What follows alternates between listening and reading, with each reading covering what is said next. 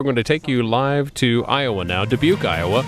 President Obama and First Lady Michelle Obama set to address a crowd in Dubuque at the Alliant Energy Amphitheater. Just getting underway. In fact, they've just arrived. Live coverage on C-SPAN.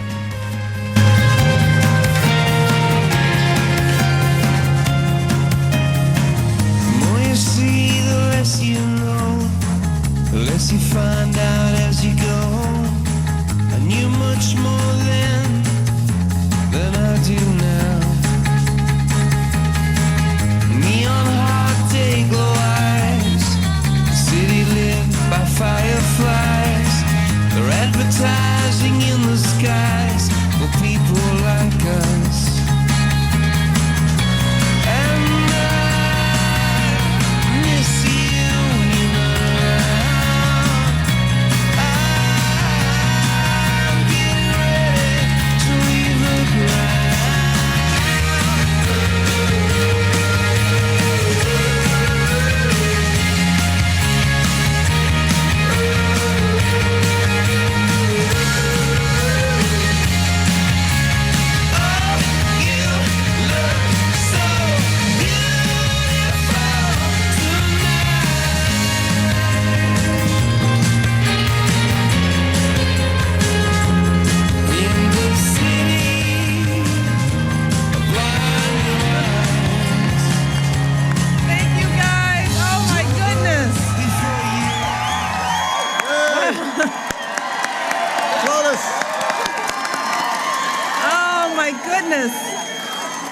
This is so sweet. We love you guys too.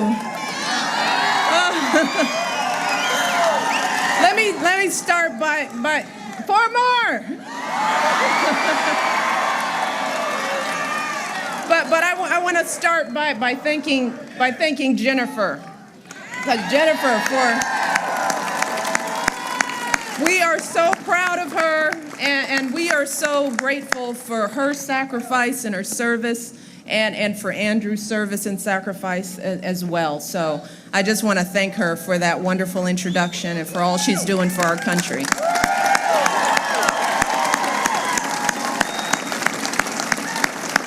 And yeah, it sounds like you all are pretty fired up. And very ready to go. And I'm really glad to hear that. First of all, it's good to see my husband. Because I haven't seen him in a good week. 5 days. 5 days? 5 days. It seemed like a week. It was so long. I missed you. We just take care of him. But I am just as happy to be back in the great state of Iowa, where it all began. So you guys are getting me all fired up just being here. It is so beautiful here. It is so beautiful. Good to be back. Our family has so many wonderful memories of our time here in Iowa. In Pella, I remember that an entire neighborhood sang happy birthday to Malia on the 4th of July. That was so sweet. She was a little bitty something too. And on the day of the big Jefferson Jackson dinner, I remember how we danced down the street with the Icicerettes. That's what they were called. There was the Icicerettes, and a few thousand folks across the state as well were there too, so that was fun. That was fun. And our girls, Malia, Stasha, they still talk about our visit to the state fair. We had a ball. We rode the bumper cars. We slid down that big slide where Barack almost lost Sasha. She flew up. Thought she was. It wasn't pretty. Wasn't happy about that. And yes, we experienced the magic of our first fried Twinkie. Yes, we did. Even though you say I don't let you eat them, you eat what you want. But we were surrounded by the press. So Barack left, and the girls looked at me and they said, "Oh, I'm so glad Dad is gone. Now we can have fun." So after he left, we cut loose, we stayed until the fair shut down. It was a ball. And I have to say that we're all very jealous that Barack got to go back to the fair without us last week. Did you have a fried Twinkie? I had to. Pork chop and beer.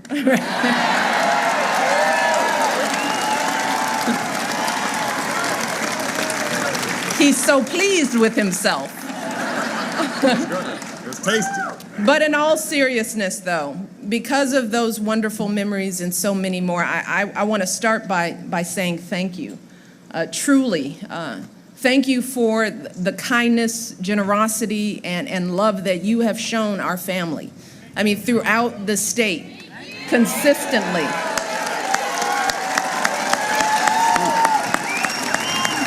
Iowa was our very first experience with a national campaign, truly. And it is because of all of you that Malia and Sasha still think campaigning is fun. They do. Now, they never really want to go, but they're like, that was fun. But more importantly, because of you, Barack and I will always remember what this process can be at its very best. Every election, you all remind us what democracy is all about. It's about people getting to know the issues and discussing them with their neighbors. It's about meeting your candidates and getting to know them and their families up close and personal. I will never forget the very first visit that I made here back in 2007. And I think it was the very first campaign event that I did. So of course I was nervous. And it was in the backyard of someone's home. And I have to admit, I really didn't know, what it would be like. I hadn't done much campaigning, and back then people barely even knew who Barack was, let alone who I was. But the folks in that backyard welcomed me like an old friend. And within minutes, I was so comfortable that I remember kicking off my heels, and I was standing barefoot in the grass, just talking and laughing and listening to people's stories. And I heard about what was going on in folks' lives, the jobs they were juggling, the businesses they were trying to keep afloat, the kids they hoped to send to college if they could just find a way to afford it. And the more we talked, the more at home I felt. Because what I learned was that in all of those stories, I saw my story. I saw Barack's story. I mean, you all know that story by now. My father worked at the city water plant his entire life, and neither of my parents had a college degree, but they saved and sacrificed so that my brother and I could have the kind of education they only dreamed of. And while Whitney Young, oh my goodness, that's my high school. Go Dolphins. And while pretty much all of our college tuition came from student loans and grants, my dad still had to pay a small portion of that tuition himself. And every semester, my dad was determined to pay his little portion of our tuition bill and to pay it on time, because he was so proud to be able to play even just a little part in sending his kids to college. So he couldn't bear the thought that me or my brother would miss a registration deadline because his check was late. And really, more than anything else, what I remind people is that's what's at stake in this election. I mean, that's why we're all here. That's what we're working for. It's that fundamental promise that no matter who you are or where you started out, in America, if you work hard, you can build a decent life for yourself and an even better life for your kids. That's why we're here. And whether it's equal pay for women or health care for our families, whether it's supporting our veterans or saving our auto industry, that's what this man, my husband, has been fighting for every single day as president.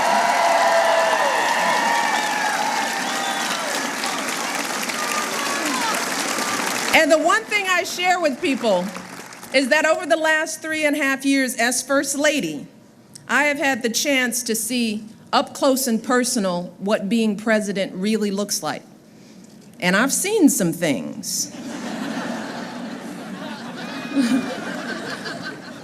But seriously, I have seen how the issues that come across a president's desk are always the hard ones. The problems with no clear solutions, the judgment calls where the stakes are so high and there's absolutely no margin for error. And as president, I've seen how you're going to get all kinds of advice and opinions from all kinds of people. But the truth is that at the end of the day, as president, all you have to guide you are your values and your vision and your life experiences. In the end, it all boils down to who you are and what you stand for. And we all know who my husband is, don't we? And we all know what he stands for. He is the son of a single mother who struggled to put herself through school and pay the bills. He's the grandson of a woman who woke up before dawn every day to catch a bus to her job at the bank. And even though Barack's grandmother worked hard to help support his family and she was good at her job, like so many women, she hit that glass ceiling and watched men no more qualified than she has, men she'd actually trained, climb up that ladder ahead of her. So what I remind people is that your president knows what it means when a family struggles.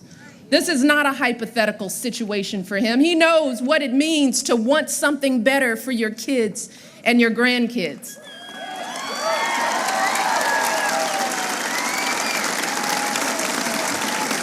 And that's why I love him, that's why I married him, and that's what I think about every night when I put Malia and Sasha to bed. Sometimes they put me to bed. I can't stay up later than them anymore. But I think about the world that I want to leave for them. You know, for all of our sons and daughters, I think about how I want to give our kids that foundation for their dreams. You know, opportunities worthy of their promise, because all of our children in this country are worthy. You know, we all want to work to give them that sense of limitless possibility, that belief that here in America, the greatest country on earth, there's always something better out there if you're willing to work for it. So we know that we can't turn back now. We have come so far, but we have so much more work to do. And if we keep moving forward, then we need to work our hearts out for the man that I have the pleasure of introducing, my husband and our president, President Barack Obama.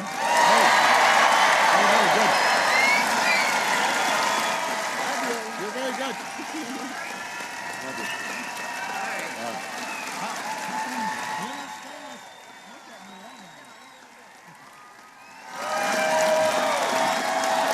Hello, Dubuque.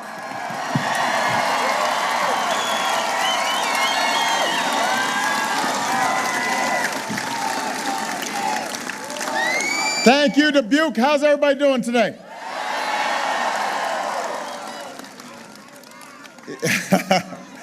Now, first of all, I too just want to thank Jennifer for not just her introduction, but for serving as a military spouse and championing the causes that are so important for so many military families like hers. And so please give her a big another round of applause. Thank you for everything that you do. Very proud of you.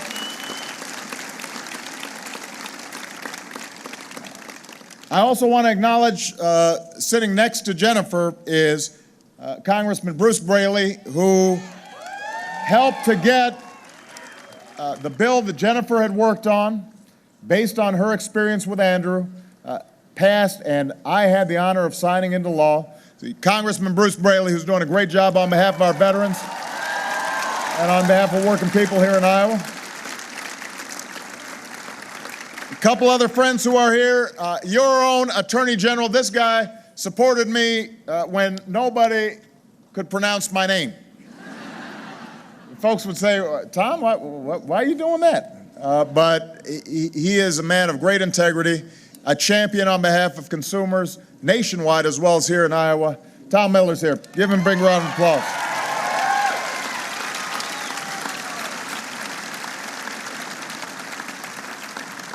Also, your own mayor, Mayor Roy Buell, is here. Give Roy a big round of applause.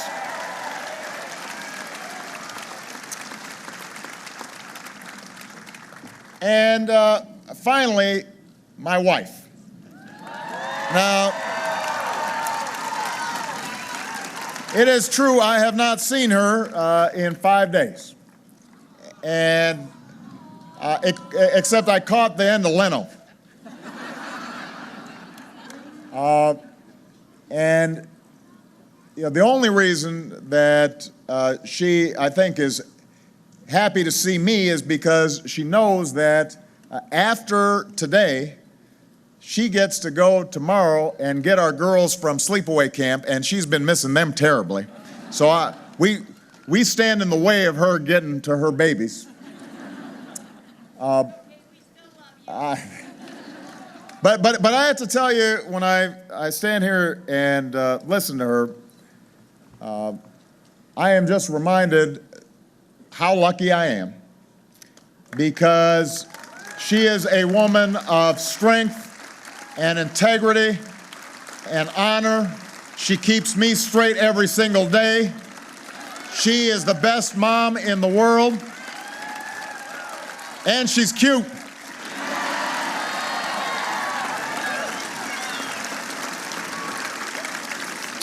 And the problem is, sometimes when I listen to her talk, I start choking up a little bit and I forget what I'm going to say.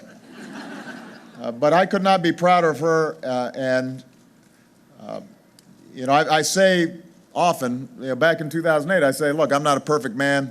I won't be a perfect president. I do think she is a perfect first lady. I just want you to know that. So.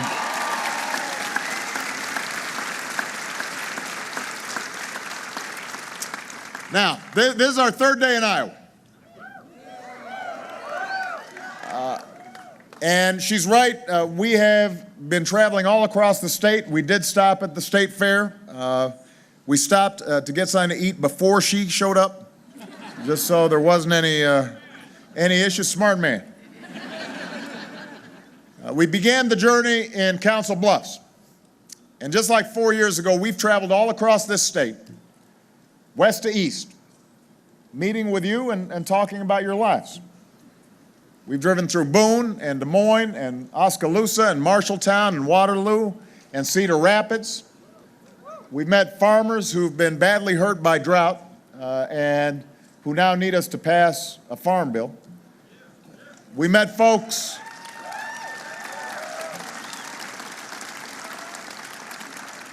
who've helped Iowa become a leader in wind energy. And now they need us to keep investing in clean, renewable energy. This morning I had breakfast with some of our outstanding veterans who fought under our proud flag. And so now we need to serve them just as well as they've served us, and make sure that they've got new jobs and new opportunities and a roof over their heads when they come home.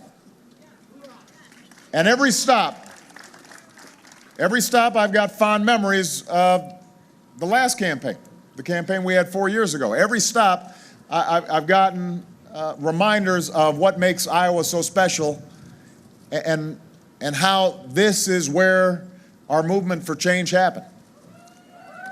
It was because of you. It was because of your stories and your strength and your spirit that I had the strength and the spirit to go through that campaign. And it's because of you that I've had the strength to do the job over the last 3.5 years.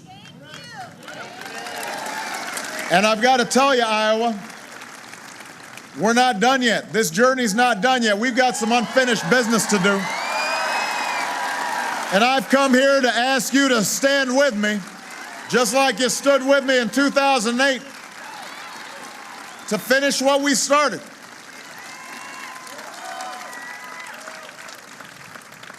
Because less than 3 months from now, you will face a choice, and that choice could not be bigger.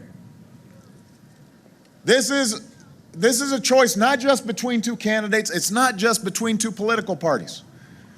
More than any election in recent memory, this is a choice about two fundamentally different visions for our country, how we move this country forward.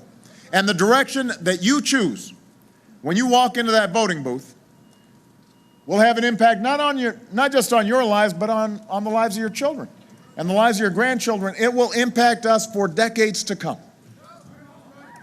You know, when we came together in 2008, and it wasn't just Democrats, we had independents and some Republicans too.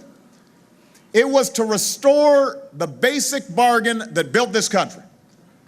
The basic bargain that made us the most prosperous economy in the world. It's a bargain that says if we work hard, we should be rewarded.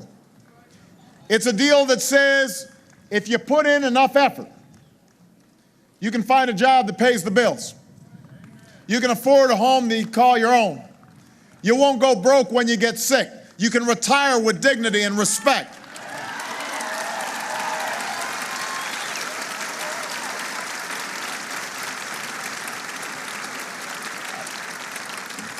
And most of all, it's a bargain that says your kids will get a great education and they'll grow up safe and healthy and they will have opportunities that you couldn't even dream of. That they will be able to achieve things that you could have only hoped for. That's the basic promise of America. That's the American dream. And we knew that restoring it wouldn't be easy, that it would take more than 1 year or one term or even one president, because we had just gone through a decade in which the middle class had been taking a lot of hits. Jobs had been getting shipped overseas. Incomes and wages were flat or even going down, while the costs of everything from health care to college were going up. A few folks at the top were doing really well, but the average family was struggling. And this was before we saw the worst financial crisis since the Great Depression, and so many more of our friends and neighbors and family members lost their jobs and lost their homes, lost their savings, and pushed that American dream even further out of reach.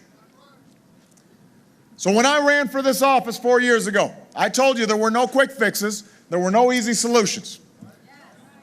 That's still true today, but what I also told you, and what is also still true today, is that we have the capacity to meet every challenge.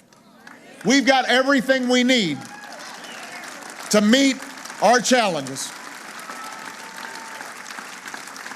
We've still got the best workers in the world. We've still got the best entrepreneurs and small businessmen and women in the world. We've got the best scientists and researchers in the world. We've got the best farmers in the world. We've got the best colleges and universities in the world.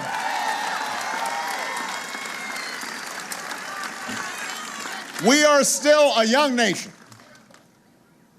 And we've got the greatest diversity of talent and ingenuity. People want to come here from every corner of the globe.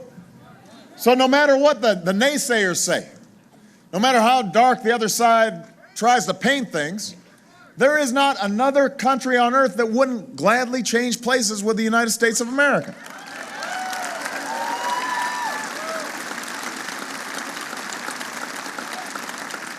Because people understand that even though we go through some tough times, there is a resilience and grit about this country, and this country is the place where if you're willing to work hard, no matter what you look like, no matter where you come from, no matter what your last name is, you can make it.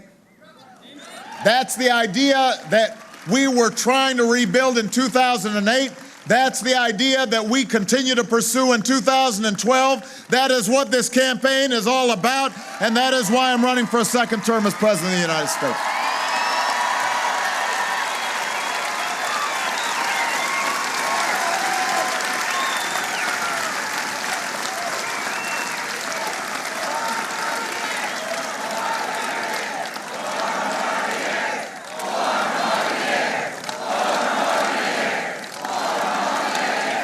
Now, Dubuque, here's the thing. I told you all the things we got going for us. We do have one problem: politics in Washington.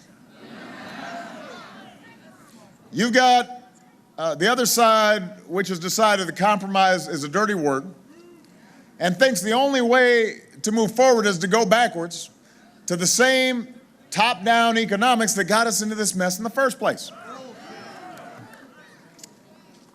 You know, Governor Romney chose his running mate this week, Congressman Ryan. No. Congressman Ryan, I know him. He's a good man, beautiful family. But he is the ideological leader of the Republicans in Congress.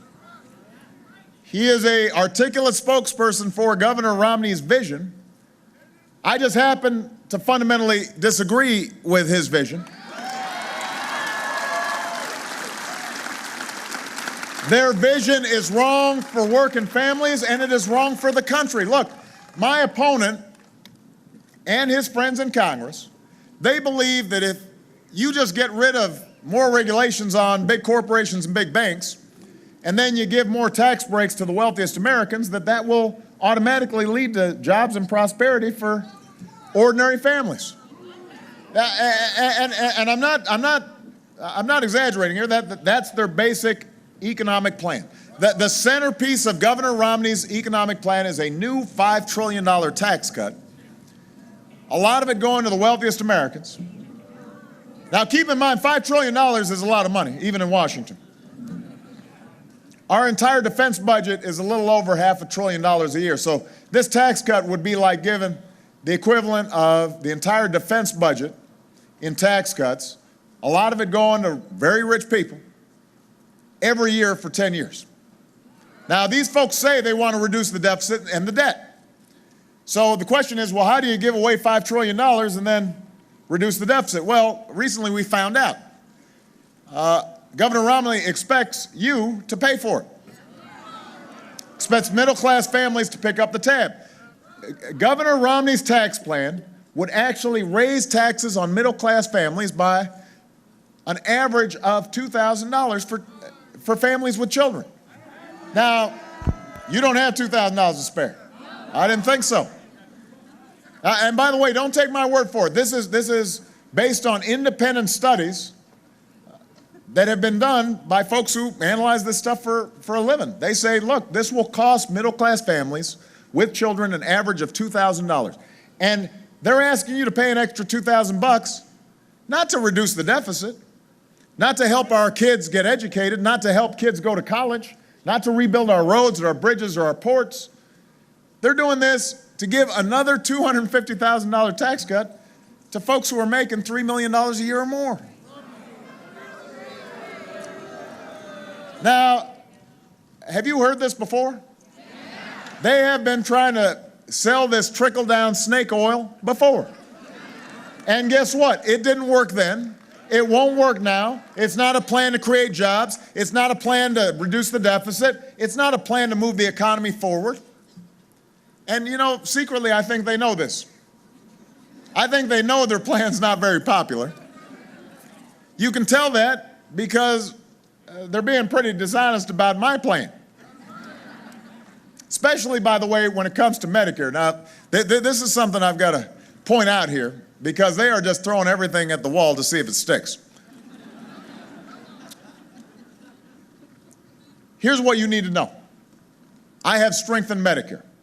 I have made reforms that have saved millions of seniors with Medicare hundreds of dollars on their prescription drugs.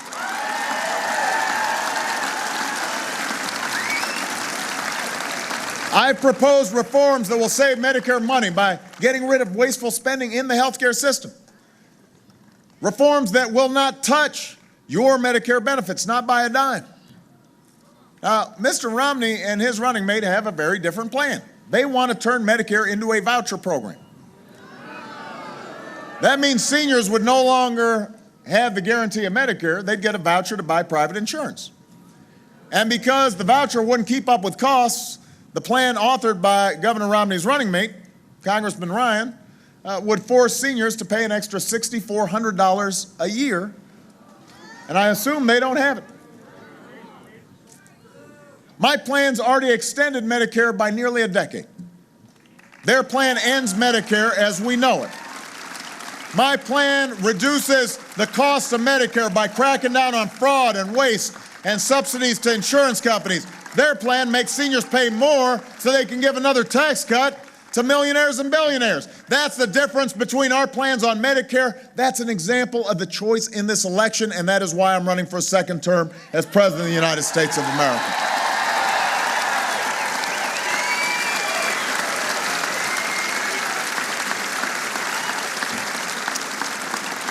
Just like we've got a different plan on Medicare, we've got a different economic plan. You know, you just heard they want to give $5 trillion tax cuts, tax breaks to wealthy Americans who don't need them. 4 years ago, I promised to cut middle-class taxes. And Dubuque, that's exactly what I've done. So if you talk to a friend of yours who says, oh, you know, those Democrats, they're all tax and spend liberals, you tell them the average middle-class family, their taxes are about $3,600 lower since I've become president. And right now, what I want to do is to keep taxes right where they are for the first $250,000 of everybody's income. If your family makes under $250,000, like 98% of American families do, and 97% of small businesses do, you won't see your income taxes increase by a single dime next year. Now,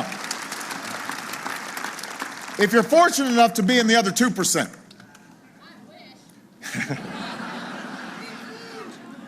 if you're fortunate enough to be in the other 2%, you still get a tax cut on your first $250,000. But all we're asking is if, for the next little bit that you make, you can afford to contribute a little bit more above $250 so that we can pay down our deficit in a responsible, balanced way and invest in things like education that help America grow.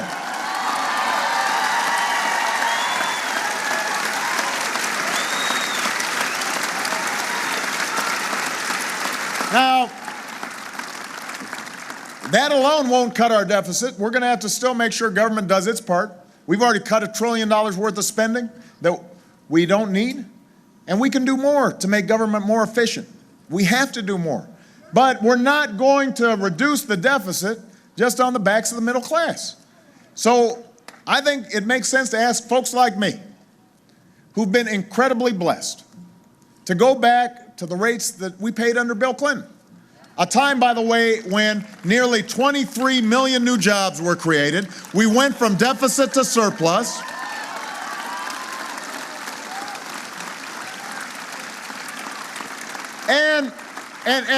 And here's the kicker.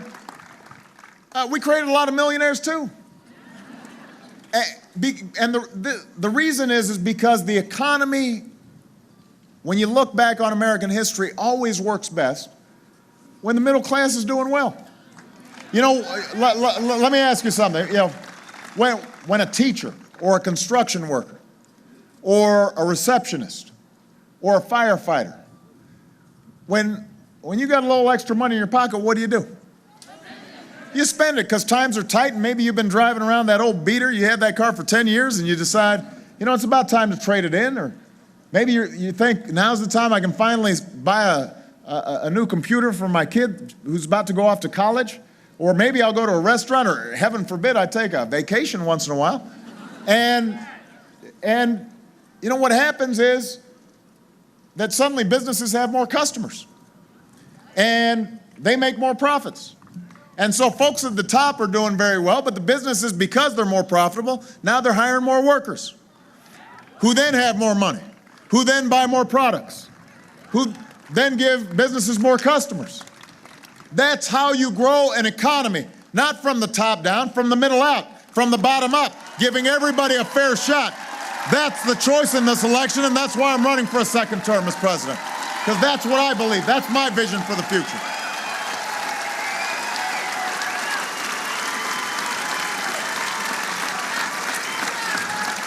On just about every issue, Governor Romney and I just have a different opinion. When the auto industry was on the brink of collapse, more than 1 million jobs at stake, Governor Romney said, let's let Detroit go bankrupt. I said, let's bet on American workers. And we got workers and management together. And they changed how they were doing business, and 3 years later, the American auto industry is back on top. That's what I believe. That's the kind of America we need. So now, I want American manufacturing back in America. I want to stop giving tax breaks to companies that are shipping jobs overseas. Let's give those tax breaks to companies that are investing right here in Dubuque, right here in the quads, right here in Iowa, in Cleveland and Raleigh. Let's put people back to work. You know, Governor Romney likes to say, well, you know what, I know how to fix the economy because I've been in the private sector. Well, it turns out that a lot of that experience was investing in companies that were called pioneers in outsourcing. We don't need folks who know how to outsource. We need folks who are working to insource, to create jobs here and hire American workers so we sell American products around the world stamped with three proud words, made in America. That's what I believe.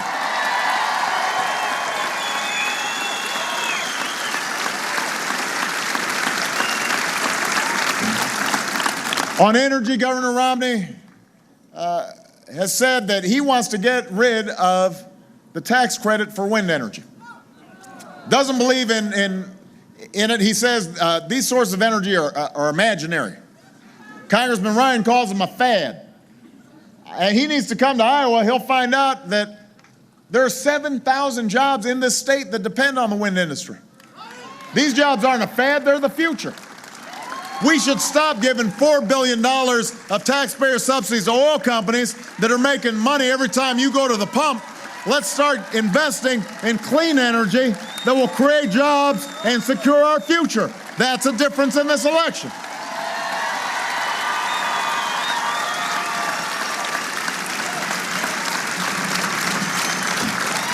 I want to make sure that our kids are getting the best education in the world.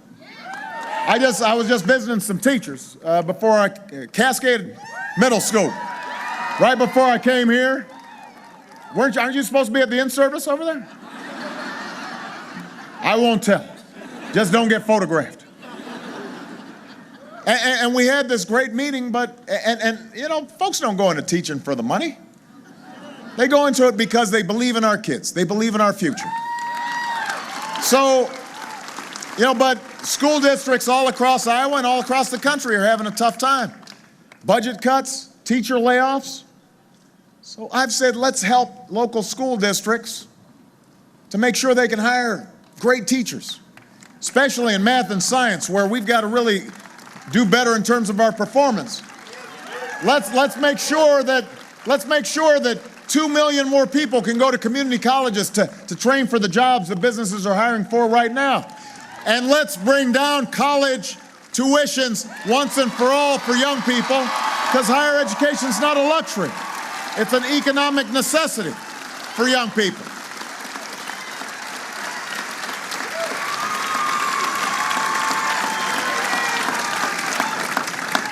Back in 2008, I said I'd end the war in Iraq. We ended it. I said we'd go after Al-Qaeda and bin Laden. We did. We are transitioning and bringing our troops out of Afghanistan. And so after a decade of war, I say to folks, none of this could have been accomplished if it hadn't been for our amazing men and women in uniform. So we've got to make investments to make sure that they're getting the services that they have earned, because they should never have to fight for a job when they've fought for this country.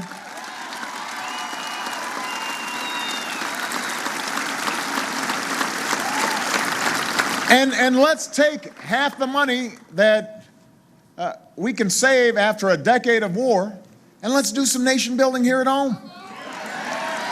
Let's hire some hard hats to get on the job rebuilding roads and bridges, schools. That's good for the economy. That's where we need to take America.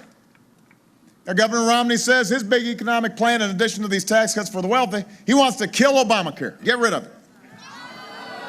Now, first of all, I want you to know I kind of like the term Obamacare, because I do care. That's why I passed the bill. I care about folks with pre-existing conditions, which is why, because of this law, they'll be able to get health insurance. I care about the 6.5 million young people who can now stay on their parents' plan because of Obamacare. I care about the seniors who have seen discounts on their prescription drugs. We're closing the donut hole because of the law that we passed.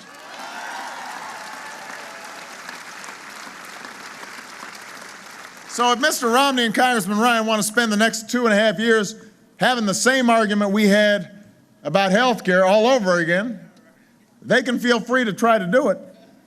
But the Supreme Court has spoken. It is the law of the land. We are moving forward to give every American the health security that they deserve. That is a difference in this election.